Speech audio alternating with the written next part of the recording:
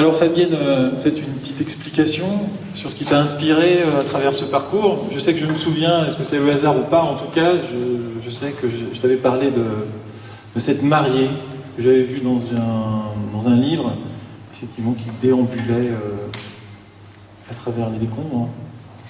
C'est une très belle photo. Ça marche ? Ah oui, le choix a été immédiat, comme dans l'élan dont parle cette jeune mariée.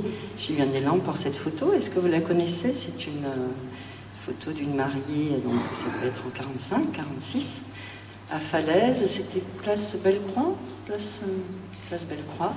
Et donc elle est devant, elle donne le bras à son père, et derrière il y a ce cortège, comme tous les cortèges mariés, sauf que le décor est complètement dévasté, il n'y a plus rien. On a même l'impression que ça fume encore. C'est une illusion d'optique, mais la photo est... Il y a un poudroiement, il y a une lumière incroyable, vraiment c'est une très très belle photo.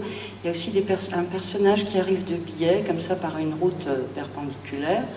Et on se demande qui est ce personnage, mais toujours est-il que tout le monde le regarde, donc ça crée beaucoup d'intrigue sur l'image. Et voilà, cette photo a immédiatement été une source d'inspiration pour moi. Je me suis demandé ce qui pouvait bien se passer dans la tête de cette mariée. J'espère qu'elle n'a pas de descendants dans cette assemblée, parce que la pauvre, j'en fais quand même une mariée très malheureuse, puisque visiblement ce n'est pas avec l'homme qu'elle aime qu'elle se marie. Voilà. Et puis la guerre pour moi c'est une inspiratrice, parce que moi je viens d'une région qui est la Lorraine, qui est comme la Normandie, qui a été beaucoup soumise à des violences guerrières, et toute mon enfance, maintenant vraiment toute mon enfance, maintenant mes parents sont morts et ils ne sont plus là pour me raconter des histoires de guerre, et je dirais que ça me manque. J'ai été bercée, si possible, par les histoires de guerre. Il ne se passait pas un jour sans que mes parents, mes grands-parents, mes tantes, mes oncles ne me racontent pas de l'histoire de la Seconde Guerre mondiale. Donc j'avais deux bonnes raisons, au moins, pour m'accrocher à cette photo.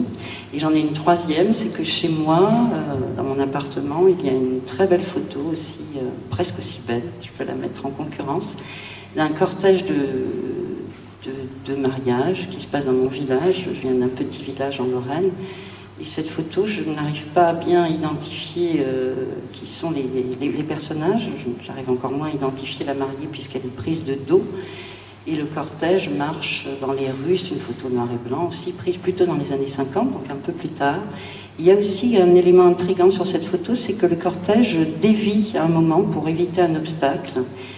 Et l'autre source d'intrigue, c'est le point de vue duquel a été prise cette photo. C'est que le photographe s'est placé assez haut, donc il y a une vue un peu en plongée sur le cortège. En fait, c'est une très belle photo.